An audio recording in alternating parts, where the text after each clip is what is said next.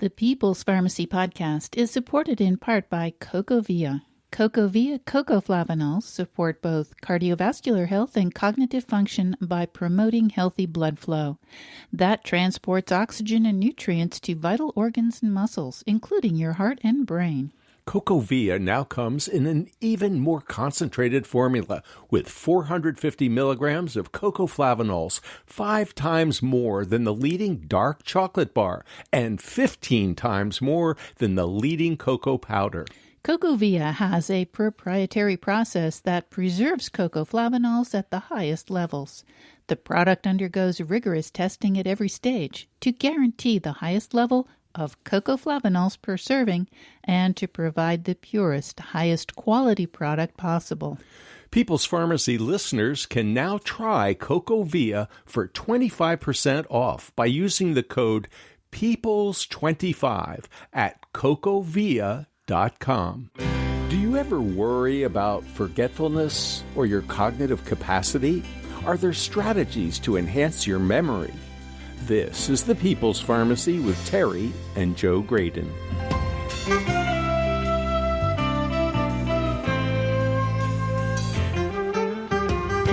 Have you ever turned the house upside down looking for your keys or your wallet? Has it happened more than once? Our guest has a strategy that can help you save that time because you'll always know where you've left them. If long-ago memories are clearer than what happened last week, we've got some suggestions for that too. We'll also find out how to manage to-do lists. We'll also talk about some innovative strategies for connecting with aging relatives, even when you can't visit. Coming up on the People's Pharmacy, maximize your memory fitness.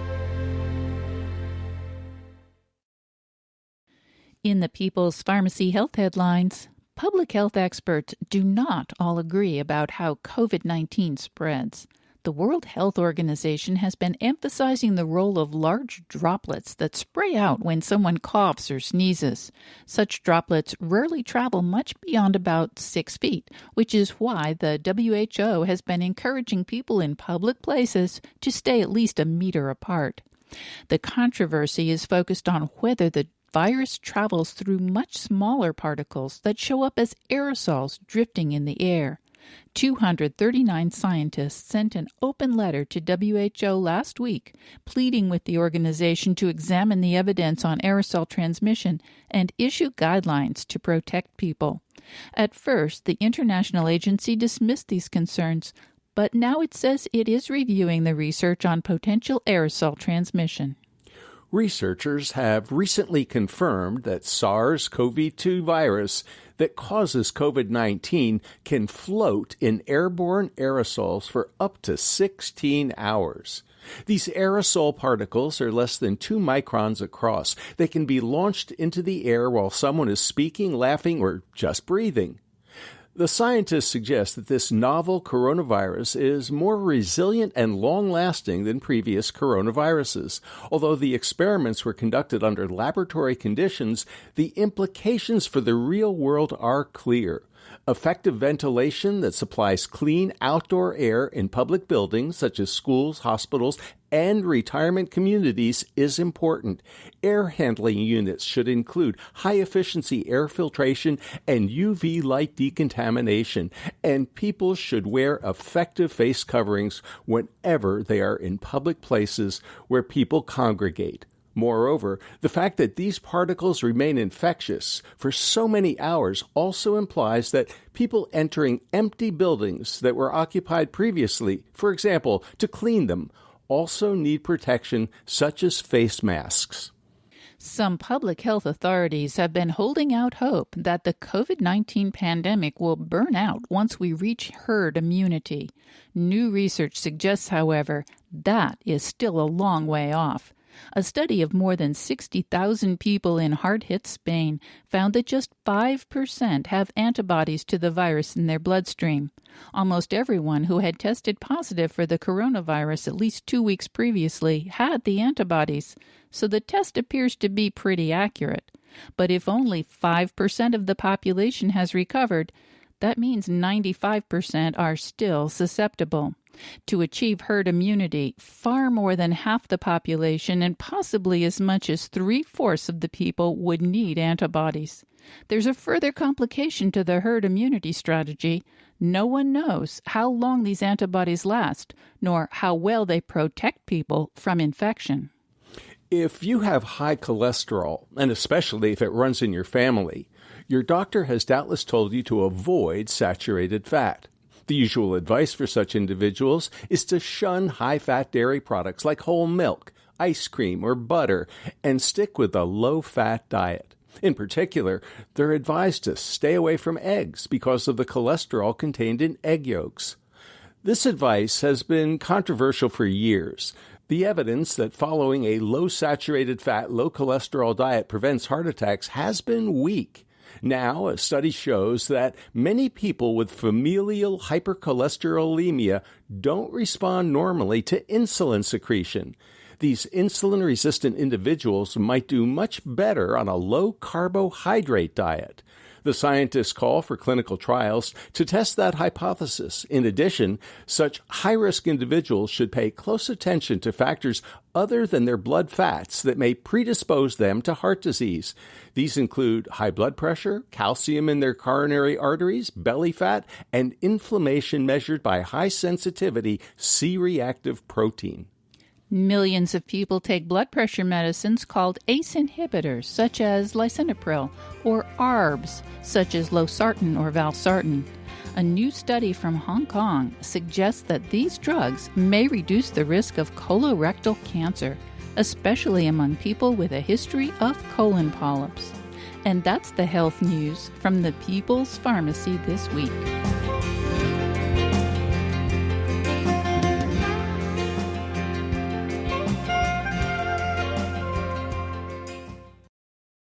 Welcome to the People's Pharmacy. I'm Joe Graydon. And I'm Terry Graydon. Are you feeling cut off from friends and family? The COVID-19 pandemic has necessitated limits on the amount of contact we have with our social network. While that is important for slowing the spread of the coronavirus, it can have deleterious effects on our overall well-being. How does isolation affect our cognitive function? What can we do to counteract any negative impact? To get insights on these complex issues, we turn to Dr. Cynthia Green. She's a nationally recognized expert on memory, fitness, and brain health. Dr. Green is the president of Total Brain Health Brands, a leading provider of brain fitness programs that help people build better brain health. Dr. Green has served on the faculty of the Mount Sinai School of Medicine and the Mount Sinai Medical Center since 1990, where she's currently an assistant clinical professor in the Department of Psychiatry. Dr. Green is the author of several books and co-author with dementia and activities expert Joan Beloff of the recently released second edition of Through the Seasons, an activity book for memory-challenged adults and caregivers. Dr. Cynthia Green, welcome back to the People's Pharmacy. Thank you. It's such a pleasure to be back with you and your listeners. Thanks for having me. Dr. Green, these are hard times. They're hard times for everyone because many of us are in social isolation. And that means that it's harder to interact with people. We have to do it by Zoom. We have to do it by phone. We have to do it by email, and, giving people hugs and hanging out, it's just much harder. That has to have some impact on how our brain functions, especially for older people, maybe at the beginning of dementia. So can you tell us what's going on and how can we deal with this social isolation challenge? That is so top of mind for everyone I speak with. We have known for quite a while that social isolation is so detrimental to our well-being. In fact, there's studies that have shown that it can be, in terms of its health impact, the equivalent of smoking multiple packs of cigarettes per year. So this is particularly a very challenging time for older adults who may be on their own or even if they're in communities having to self-isolate. And the impact is tremendous. The impact on cognition is one where we see a limitation around, for example, the kinds of intellectual activities that we can do to stimulate our brain. to benefit from the robustness of being social and being in conversation, even with people where we are, by the give and take of even informal, say, dinner out with friends, we're working on intellectual skills, even when we're not aware of it, like paying attention and thinking flexibly and thinking quickly. All of which become harder as we grow older. So those opportunities are really important. And then, there's lots of things that we love to do with friends that we might not do on our own. So you're right. It's an incredibly challenging time, but there's a lot that we can do.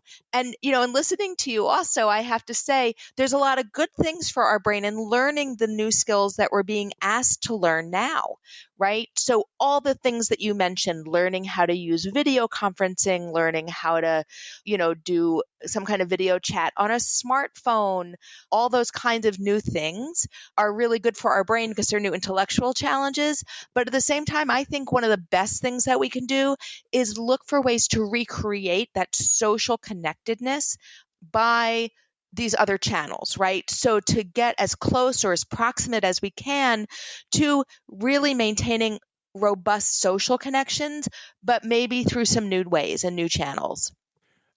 Dr. Green, I think of you as the memory maven. Maybe that's not quite fair, but you really made a huge difference in my life when we interviewed you several years ago, because I had a problem with what I call very short-term memory. I'd be at a party someplace and I'd be introduced to Phyllis, and 30 seconds later, I would not have a clue what her name was. And I'd be like, oh, how am I going to cover? And I'd pretend that I, remembered her name, but I wouldn't know what it was. And it was very, very awkward and embarrassing. But you said, well, you can improve your short-term memory for things like that because you weren't paying attention when you were introduced to Phyllis. So every time I meet someone new at a party, what I try to do is immediately say their name. Oh, hey, Phyllis, it is just so nice to meet you. And where did you grow up, Phyllis? And if I just say her name a couple of times, it's locked in for the duration of the party. And maybe even if I run into her at the grocery store 2 weeks later. So thank you so much for that. And maybe you can explain why that short-term memory sometimes just disappears so fast. So that makes me feel so good to hear that story. And it's been a few years, so that it's still working for you and it left such an impression, really shows the power of these kinds of simple strategies that we can all do to help ourselves remember better. As my late uncle used to say, this is not rocket science. This is a matter of better habits. And you've gotten into the habit of using a simple strategy. And the reason these strategies work is because they fulfill two things I call the AM principle to wake up our memory. They get you to pay better attention. So when you met Phyllis, you started to pay better attention because you were using a strategy to remember her name. And they give the information meaning. You give that information meaning by either just repeating it, but a lot of the strategies have you do things like make a connection to the name. So, for example, you might think of a famous Phyllis. I think we probably all might think of someone like Phyllis Diller, for example, when we hear that name. And that way, you're making a connection between the name that you're learning and something that you already know. And so all those different kinds of strategies get us to pay better attention. They give the information meaning. They don't have to be complicated, but as you just said, they're very powerful. And, we are really bothered by things like that where we can't remember. And it can be, it can feel very awkward for us socially. It can make us feel badly about our ability to remember. And I think that one of the things I hope everyone takes away from who's listening is that we really can remember very well. And if we focus on all the great ways our memories support us each and every day from the minute we open our eyes, I think we'd realize that our memories are actually great. There might be little blips in our memory, and maybe we become more aware of those blips as we grow older. But there's a lot that we can do to make up for that and to take better control of our memory, like these strategies. Well, one of the reasons that it's so scary, Dr. Green, is I think a lot of us are, concerned about dementia, especially if there's a family member who had dementia and we go, uh-oh, I can't remember her name. Is that the sign that I'm starting to lose it, or I can't remember where I put my keys, or I can't remember fill in the blank. And I think a lot of people are freaking out these days because dementia is so widespread that if you can't remember stuff short term, medium term, that maybe you're on that slippery slope.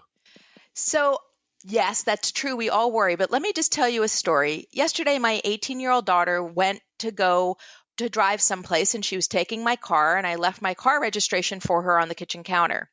And she walked out of the house, and don't you know, she forgot it. But I guarantee you, when I went chasing after her down the driveway, it never crossed her mind that she had dementia, even though I had told her 4 times before she walked out of the house to go get the registration. So, it's a matter of our perspective. And I think that that's something I used to joke all the time. In my classes, that there's like a magic little button that goes off around 45 or 50 where we start to think when we forget something, we don't attribute it to being tired or being distracted. We start to think that our memory is going, when in fact, in most cases, we're distracted or we're tired and we're not paying attention. So I think that what we have as we grow older is true. Things do change. So in the same way, our vision may change and we may not, physically be in the same shape in terms of our muscle mass, et cetera, as we grow older. Things do change in terms of our cognitive skill set, but all the research shows that when we exercise those skills, that we can better maintain them. And those skills include things like attention, speed of processing, our nimbleness in terms of our ability to multitask, and all of those support memory. So one of the best things we can do is exercise our brain to keep those skills sharp. Those will support our ability to remember, and we can use memory strategies.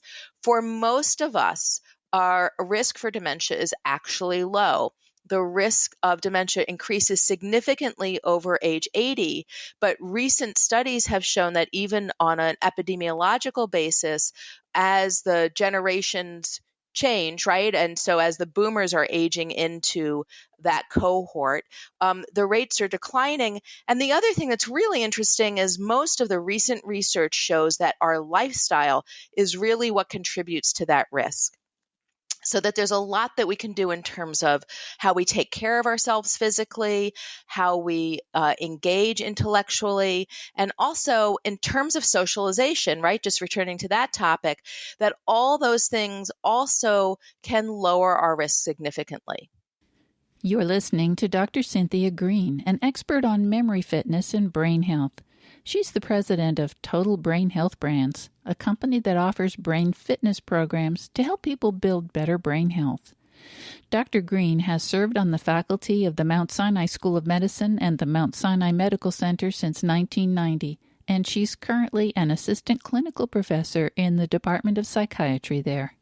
Dr. Green is the author of several books. The most recent, co-authored with dementia expert Joan Beloff, is the recently released second edition of Through the Seasons, an activity book for memory-challenged adults and caregivers. Have you ever misplaced your keys, your wallet, or that envelope you were supposed to drop in the mail? It can be incredibly frustrating to waste a lot of time searching. Is there any easy solution? What about my nemesis, the to-do list? How can I remember my tasks so I can really tackle them on time? After the break, we'll get some insight into new research on memory. What can we do to support optimal brain function? What other things can we do to take care of our brains? Does physical activity have a role to play in keeping our minds nimble? You'll hear about Dr. Green's easy steps to maximize memory fitness.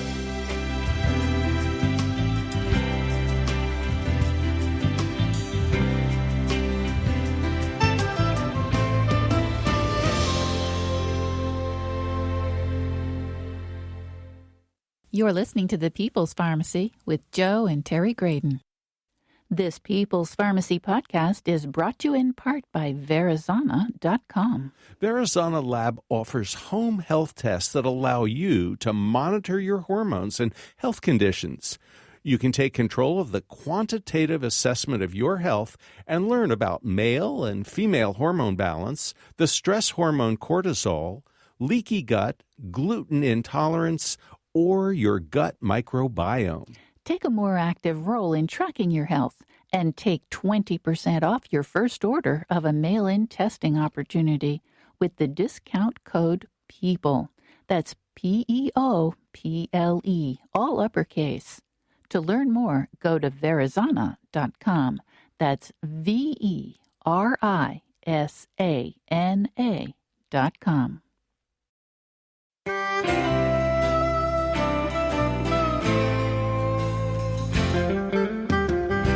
Welcome back to the People's Pharmacy. I'm Joe Graydon. And I'm Terry Graydon. The People's Pharmacy is brought to you in part by Kaya Biotics, probiotic products made in Germany from certified organic ingredients. KAYA Biotics.com. And by CocoVia, the maker of high-potency cocoflavanol supplements that support cognitive and cardiovascular health.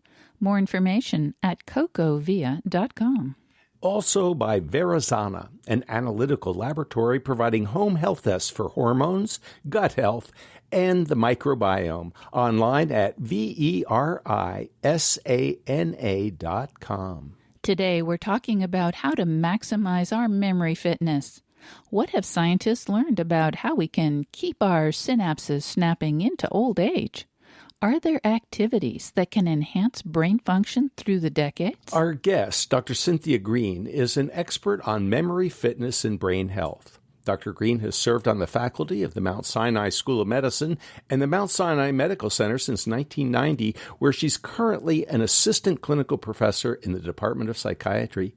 Dr. Green is the author of several books. The most recent, co-authored with dementia expert Joan Beloff, is the recently released second edition of Through the Seasons, an activity book for memory-challenged adults and caregivers.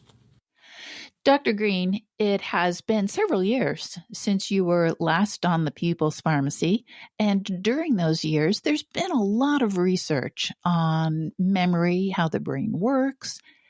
Can you tell us, please, what do we now know about how our memories function and how we can support them? So that one of the most impactful research studies that has been available on this to date is called the Finger Study. And it was a study out of Finland that took people who are at risk for developing serious memory impairment and put them into a 2-year intensive training program across physical, intellectual, and social aspects of that training.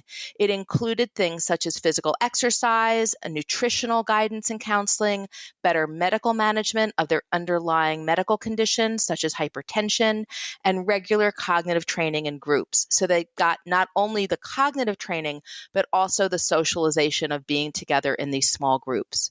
And what they found is that this not only significantly reduced the dementia onset for those who are at risk, but that they improved their cognitive performance on clinical tests of cognition and memory. So this was a very impactful study and is now being repeated across multiple countries to see if they can replicate that, including here in the United States in a study being run through the Alzheimer's Association called the Pointer Study, and also in studies in Singapore and Australia. Another study that came out similarly was done through the Lancet, which is a major medical journal out of the United Kingdom. It's called the Lancet Commission Study on Dementia Prevention, Intervention, and Care. And interestingly, what they found was when they looked at all the research globally on what we could do to prevent dementia and looked at it from a life plan perspective, right? So from birth through older age, they identified 9 factors that we could change, that we have control over, that if we eradicated them on a global basis, could reduce the amount of dementia seen internationally by 35%. So that we could eradicate over a third of dementia seen globally. And what were these things? Well, from midlife and late life, so not even looking at younger years, they were things like hearing loss and depression. And then some of the things that we would expect to see, such as hypertension and diabetes. But it's very interesting from my perspective to see that these are all lifestyle factors that we can change. And what that means for us personally is that there's a lot that we can do to take really great care of our brains and our thinking. Can you tell us about any of the other things that we might be able to do to take really great care of our brains? I hear you say hypertension is a problem, so obviously we want to keep our blood pressure under control. Hearing is a problem. Does that mean everyone with hearing loss should be getting hearing aids? Yes, hearing loss is a known risk factor for dementia. Not many people are aware of that. And there's a lot of reasons why people don't use hearing aids even if they need them. One is cost, right? Because we know that they're Exactly. very They are expensive. pricey. They are pricey and they're not really well reimbursed in this country. So, but people should do what they can to improve their ability to hear and to use hearing aids if they need them. But it's also good hearing habits. So it might be a matter of making sure that you are in a setting where you can hear.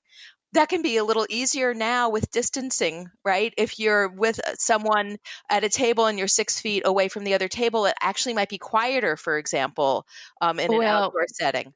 exactly. No more crowded restaurants, I think, at least at the At least for moment. a while, right? Yeah. But, I have to say, this is something that we teach to at Total Brain Health. We have a blueprint called the Total Brain Health Blueprint. And what we've done is created a guide or a roadmap that anyone can use to take action to improve their brain health. And it goes across body, mind, and spirit.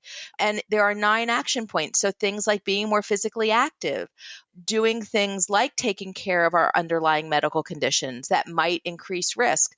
The most significant ones are hypertension, diabetes, and obesity. So, those can be hard for us to tackle, but there are ways that we can work with our physician, our primary medical doctor, to better manage those conditions. And research shows that when we manage those conditions, the risk to our brain health is significantly diminished.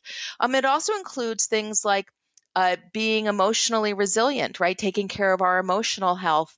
And that's very important, especially right now. I think at this time of being isolated, even those of us who don't have risk factors, who may not be older, we're still feeling the impact of this isolation.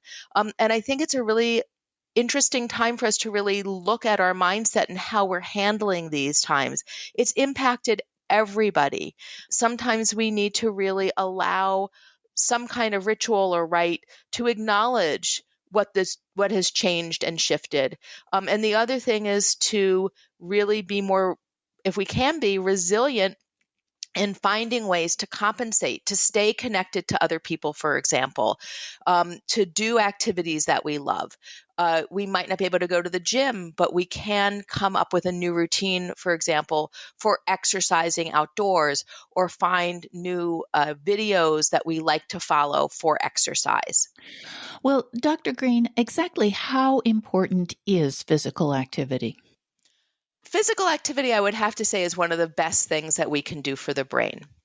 I think that we worry about our brain health, but sometimes we forget about that body brain connection, and that the brain is at its most elemental level. It's an organ. And so we need good blood flow. We need to protect the brain from the stressors of the environment. We need to make sure that we have adequate nutrition and hydration for the brain. So physical activity, eating well, all those physical health factors really are one of the most essential things that we can do to promote our brain health. And Terry, a lot of the research, by the way, that we see, where we have a lot of really great numbers in terms of brain health, have to do with these physical health factors, in part because they're easy to measure, right? Mm-hmm. So if you are exercising, or I put you into an exercise program, I can quantify the impact of that exercise in terms of the change in your lung capacity, for example. And I can correlate that with some cognitive outcome measures. That's easier than, say, intellectual engagement, which is a little harder to measure. You can be sitting in your apartment and listening to the radio and be very intellectually engaged, but I might not be able to measure that in the same way as I could your physical engagement through other kinds of correlators that show me what kind of shape you're in aerobically. Right. And that makes a big difference for the research. And at the same time, not everything that is important can be measured easily. Dr. Green, I'm curious about the diet piece, the food, because there are so many competing and conflicting diet approaches these days. It's like, oh, paleo is the way to go. Keto, that's the answer. No, you need a high fiber diet. No, you need a fill in the blank diet. So do we have any sense of what kinds of foods and which diet approaches are most beneficial for the brain? That is such a great question. And it's very difficult to really look at any of these diets and find very significant, robust, reliable findings about their impact on brain health. It's just not there. And so I think that we tend to keep looking for the next greatest best diet, and people feel good when they're not eating gluten. There are people who have gluten sensitivities. One of my children has celiac disease, and so that's a documentable medical issue. But there's people who feel good when they're not eating sugar, when they're on the keto diet. So I think that it's a matter of eating a healthy, well-balanced diet. That seems to have the best support for brain health. And also that it's a diet that follows current guidelines. Most of us don't do that, by the way. If we look epidemiologically across the United States, most of us don't even follow the basic USDA guidelines on how to eat a healthy, well-balanced diet. That includes, lean proteins, sparing sources of fats and sweets, and a lot of, fruits and vegetables, and whole grain carbohydrates. So what I like to tell people is try not to make yourself too crazy. If you want to follow a special diet because it makes you feel better, then that's great. But when it comes to your brain health, if you just follow the basic guidelines, you'll be doing better for your brain than most people are on a day-to-day basis. So presumably, the diet that makes you feel good overall is also probably good for your brain. Yes, I think that one of the things I like to say to people is that, everyone has their different tolerance, right, for what these diets might be. And so, you find a diet that makes you feel good. And if there's something in particular that you love in terms of your eating patterns and habits, then do that because it might make you feel more alert and sharper. One of the things that, from a brain health perspective, where we are seeing some evidence more and more over the decades is for a Mediterranean style diet, right? Which is a diet that's high in monounsaturated fatty acids like olive oil, in dark leafy greens, a lot of fruits and vegetables, lean proteins, whole grain carbohydrates. But if you listen to that diet, it's kind of what I just described earlier, right? Exactly. Yes. So there is evidence for these dietary patterns, but they're not dietary patterns that you hear touted or people talking about that seem to be more popular in terms of people being, say, on a keto diet. So I'm not knocking those diets. I think it's great, as you said, Terry, for people to eat what makes them feel good. And that has benefits for the brain because you are probably, if you're feeling good, you're exercising more, you're paying better attention to things. That's going to be great for your brain. But there's not a diet out there other than, say, this Mediterranean pattern of eating that really has shown scientifically from the research to be of benefit to brain health. Dr. Green, in your book, Total Memory Workout, you offer 8 easy steps to maximum memory fitness. Would you summarize those for us, please? Yes, we've talked about almost all of them. That's the good great. news, right? So, the 8 steps are to do things like, exercise, right? To eat a healthy, to manage a healthy lifestyle, to eat healthy, to pay attention, to look at ways of improving your memory, right? By practicing different memory strategies. And in the book, we talk about different memory strategies, because that book is particularly about memory. So how to remember names, how to remember something that you read or something that you heard in conversation. So there are opportunities to practice specific memory strategies. One thing I will say is when it comes to the memory strategies, it's not a one-size-fits-all kind of thing. We offer many different kinds of strategies because we don't drive the same cars. We don't live in the same, areas of the country. We might choose different, patterns of Hawaiian shirts, right? So why would we all want to use the same memory strategy? We have different intellectual strengths and needs. So the most important thing is to find a memory strategy that works for you, for your intellectual style. Well, Dr. Green, I wonder if you could give us your top 3 memory strategies that seem to work for most people. So, I have to say, I love all the memory strategies that I teach. So, the ones that I'd say are most common and easiest for people to adapt into their lifestyle would be number 1, the repetition strategy. That's the one that you're using, right? When you said that I taught you years ago in terms of a name. So, when you need to remember something, get into the habit of repeating it. You can repeat it to yourself, right? It doesn't have to be aloud. You can weave it into, say, conversation. So if it's something that you're learning in a conversation, you can use it kind of in that context, right? You use the example of using someone's name and saying what an unusual name it is, or how did they get that name? Is that a family name? And you can also, just repeat things as you're going into the other room, right? As silly as it sounds, sometimes if I'm very distracted and I'm going downstairs to do something, to stay on task and to remind myself why I'm going, I'll repeat why I'm going into, the living room, what I'm going in there to do. So that's a repetition strategy. Another really popular one is the connection strategy, where you're connecting the information that you're learning to something that you know already. So if you're learning the name of someone whose name is Robin, right? You might think of the character Robin Hood, and say Robin like Robin Hood, or Robin like the bird, right? So that you're connecting that name Robin of the person that you're meeting to something that you already know. A more complex strategy, but to touch on a visual strategy, because some of us learn better visually, and complex strategies are harder, but because they are, sometimes people really love them and they can help really ingrain that information, would be a movie making strategy, where in your mind's eye, to remember that information, you see a little movie of what it is that you're trying to remember.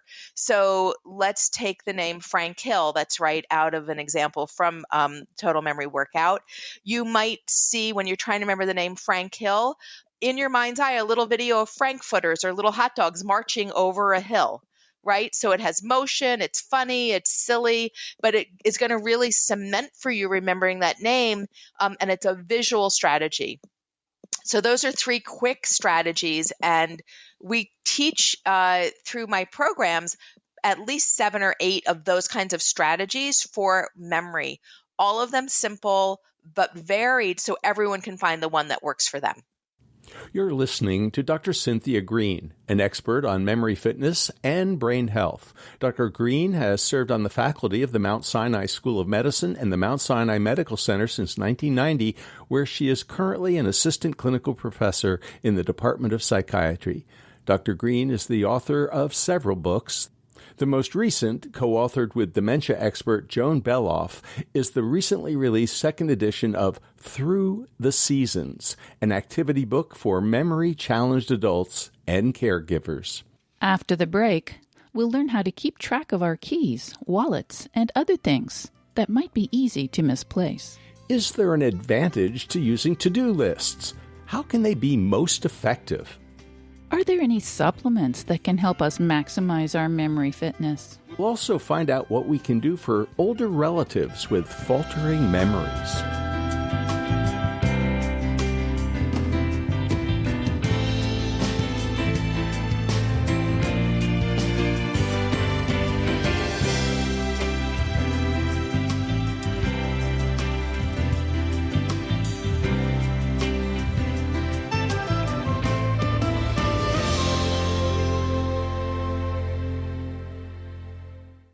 You're listening to The People's Pharmacy with Joe and Terry Graydon.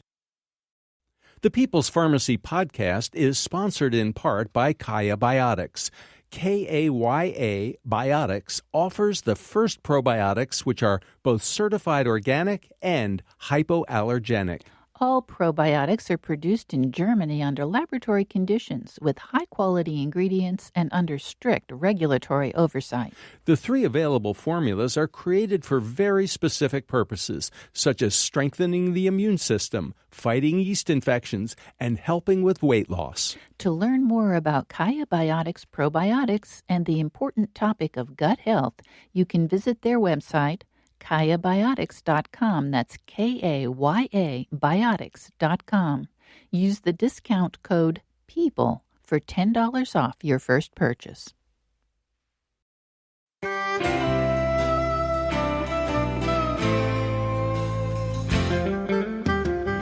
Welcome back to the People's Pharmacy. I'm Joe Graydon. And I'm Terry Graydon. The People's Pharmacy is brought to you in part by Verizana, an analytical laboratory providing home health tests for hormones, gut health, and the microbiome. Online at verisana.com. And by CocoVia, the maker of high-potency cocoflavanol supplements that support cognitive and cardiovascular health. More information at cocovia.com. Do you find yourself searching for a word or a name?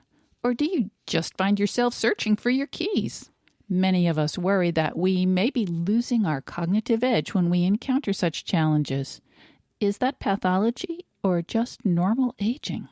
We're talking about how to maximize your memory and your brain function today. If you wonder why you never managed to get everything done that you intended, we'll offer some tips to use your to-do list more effectively. Is there a magic pill that can improve your short-term memory? We're talking with Dr. Cynthia Green. She's a nationally recognized expert on memory fitness and brain health who lectures extensively on memory improvement, brain fitness, successful aging, and related topics. Dr. Green is the president of Total Brain Health Brands, a leading provider of brain fitness programs that help people build better brain health. Dr. Green has served on the faculty of the Mount Sinai School of Medicine and the Mount Sinai Medical Center since 1990. She's currently an assistant clinical professor in the Department of Psychiatry there.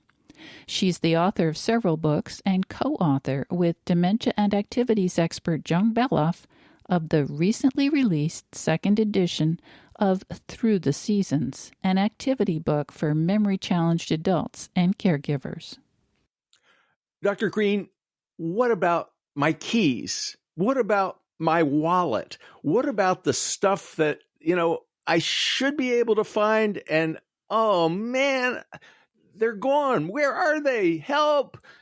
I suspect a lot of people have trouble finding stuff that they absolutely have to use on a regular basis, but instead of putting them in one place where they'll always find them, they kind of get mislaid, and boy, is that an issue. If only we could reclaim all the time that we waste looking for things that we misplace.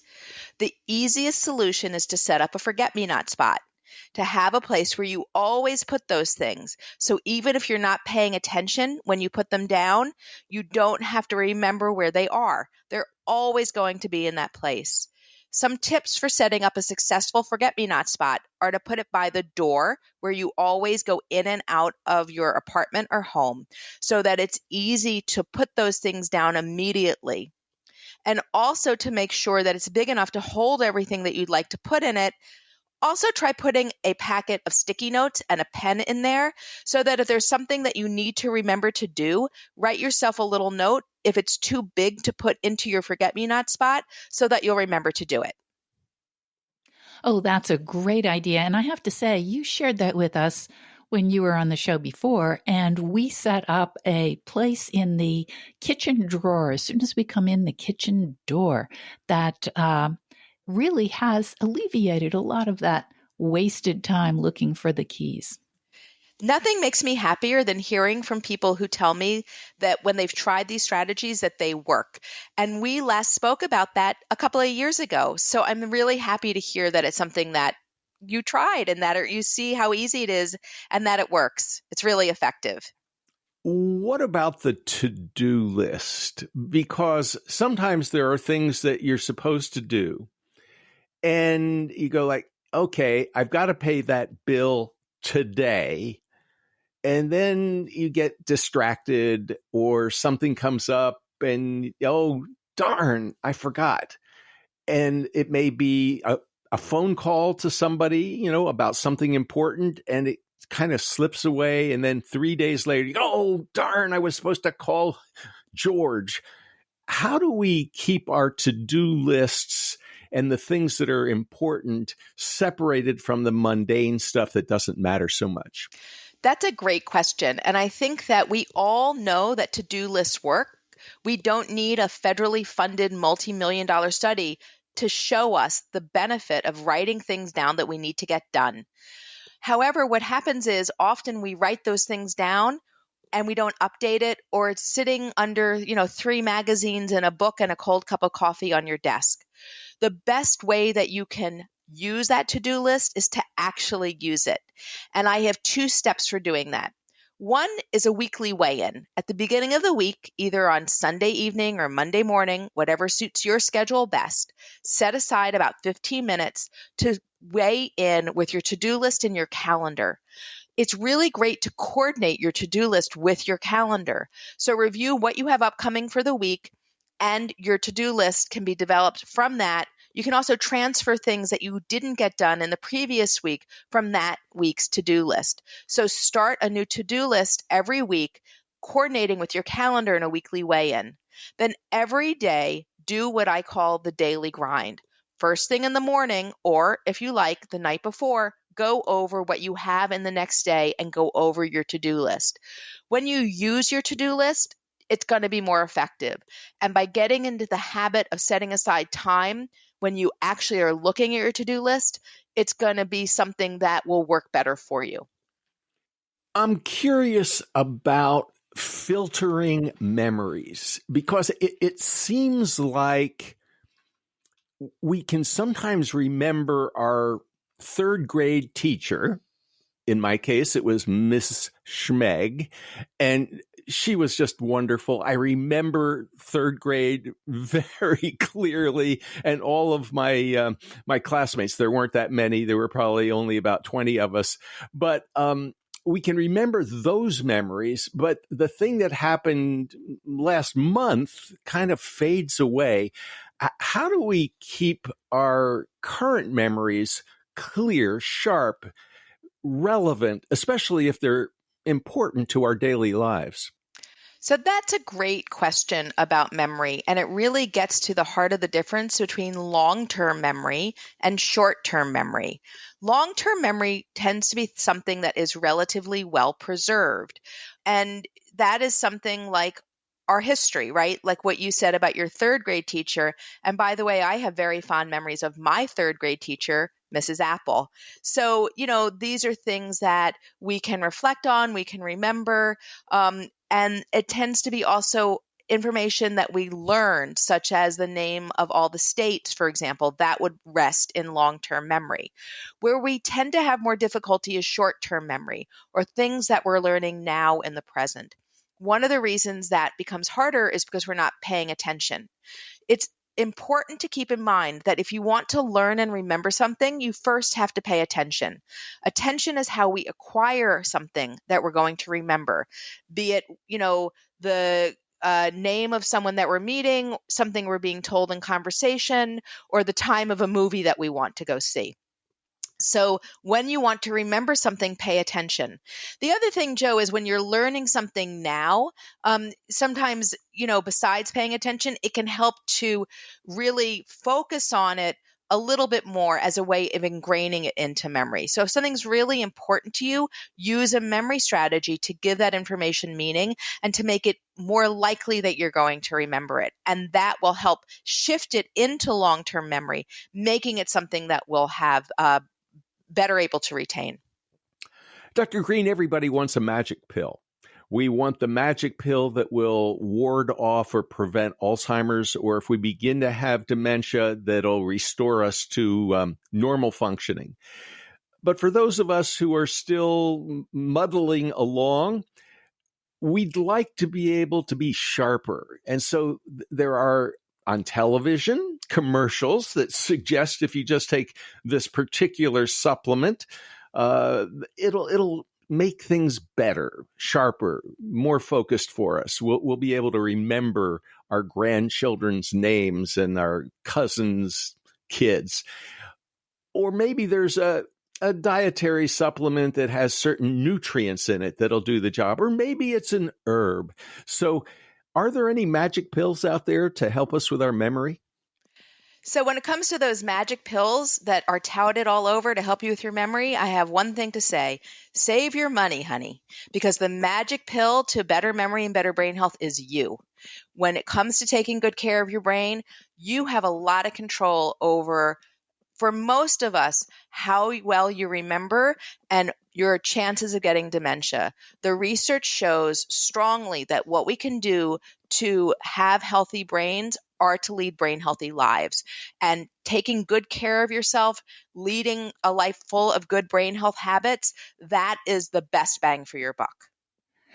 Dr. Green, as people care about their older relatives who may be starting to have memory failures, what can they do for them, especially during these times when we can't necessarily go and visit and hug? It's so hard. It is. And, it really is a matter of being innovative and how we connect and care for the people that we love when we can't be with them.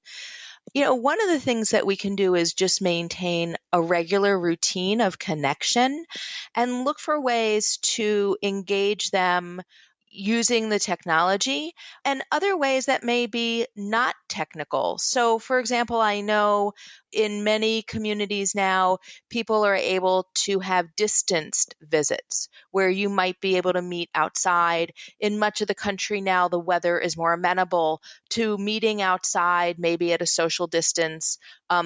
Maybe even if the person can't hear you well, talking over the phone, even though you might be 6 feet apart, but can see each other. The other thing is there's a number of different kinds of programs or things available that you can use. For example, you might be able to play a game together over video. I've heard of families playing familiar games, so things that someone might be able to do easily over video, maybe something like the card game War, for example, with children and grandchildren. So I think for many of us, it's a matter of kind of poking around and seeing what's there and looking for things that are perhaps familiar, but that the delivery model is slightly different. And there are technical applications out there to make that easier. So, for example, I know of products where there might be a smart pad where it's already preloaded, or you can, maybe buy one and load it with different kinds of easy buttons for someone to negotiate when you can't show them yourself how to use it.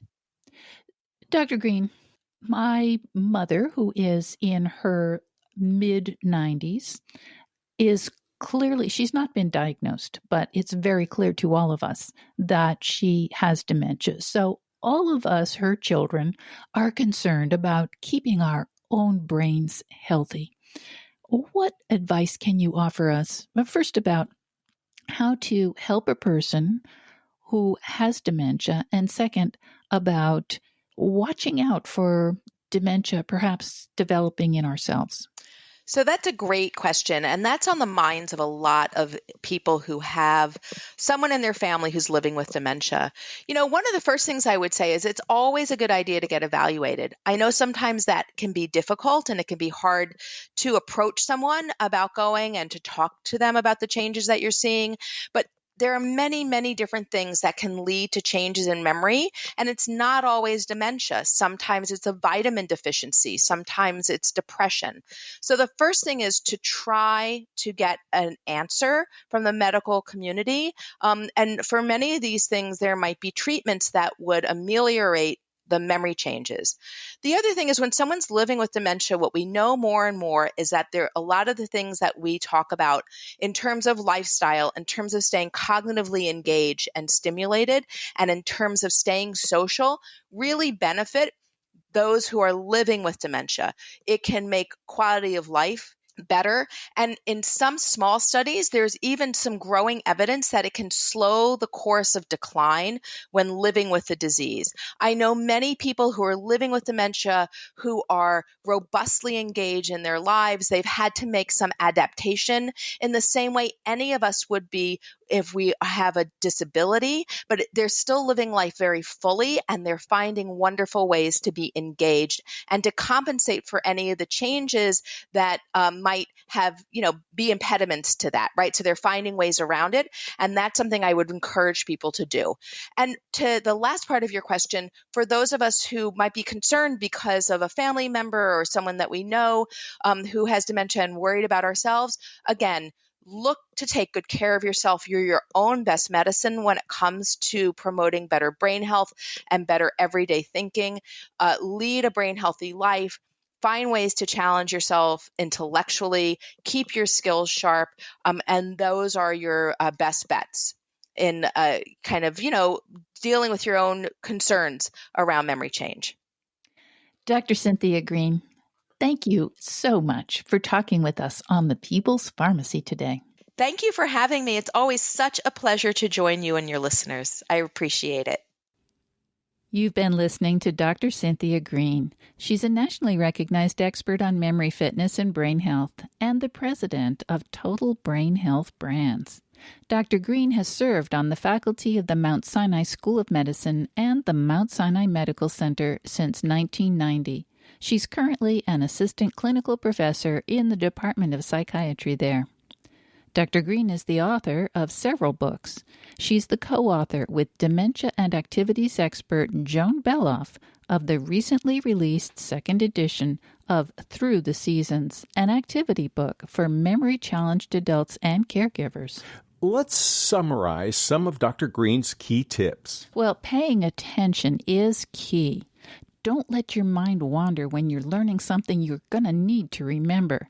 Repetition is also a great way to help solidify a name, a time, or a concept. And you should try to connect the new information to something you already know to make it stick in your synapses. Put your keys in a forget-me-not spot. Ever since I started doing that, I don't have to go searching for my keys or my wallet. I use an old box in a kitchen drawer, but you could find something elegant and put your pad and pen there as well. I love the idea of setting aside time to review the to-do list before the day starts and coordinating that list with my calendar. I'm going to adopt that strategy in the hope I can get some things done more efficiently. Next week, part 2 of our series on maximizing your memory. We'll be talking with Jim Quick, author of Limitless. Upgrade your brain, learn anything faster, and unlock your exceptional life. Next week, Jim Quick will show you exactly how to remember a series of ideas by anchoring them to our bodies, top to bottom. When you try it, you'll be astonished by how well his approach works. So don't forget to listen to the People's Pharmacy next week. Well, that's all the time we have today. Lynn Siegel produced today's show. Al Wodarski engineered. Dave Graydon edits our interviews. The People's Pharmacy is produced at the studios of North Carolina Public Radio, WUNC. This week, the show was produced at our home studio. The People's Pharmacy theme music is by B.J. Liederman. The People's Pharmacy is brought to you in part by Verizana, an analytical laboratory providing home health tests for hormones, gut health, and the microbiome. Online at verisana.com. And by CocoVia, offering plant-based nutrients in the form of cocoflavanols for brain and heart health. Online at cocovia.com. If you'd like to purchase a CD of today's show or any other People's Pharmacy episode, you can call 800-732-2334. Today's show is number 1219. That number again, 800-732-2334. You can also place the order online at peoplespharmacy.com. When you visit our site, you can share your thoughts about today's show. You can also subscribe to the People's Pharmacy podcast at Apple Podcasts, Stitcher, or wherever you get your podcasts. North Carolina Public Radio and NPR also have links. When you visit the website, you could also sign up for our free online newsletter to get the latest news about COVID-19 and other important health stories. It always has a reminder about the next topic for our radio broadcast, as well as a link to the podcast. In Durham, North Carolina, I'm Joe Graydon. And I'm Terry Graydon. Thanks for listening. Please join us again next week. Thank you for listening to the People's Pharmacy Podcast. It's an honor and a pleasure to bring you our award-winning program week in and week out. But producing and distributing this show as a free podcast takes time and costs money. If you like what we do and you'd like to help us continue to produce high-quality, independent healthcare journalism, please consider chipping in. All you have to do is go to peoplespharmacy.com/donate. Whether it's just one time or a monthly donation, you can be part of the team that makes this show possible. Thank you for your continued loyalty and support. We couldn't make our show without you.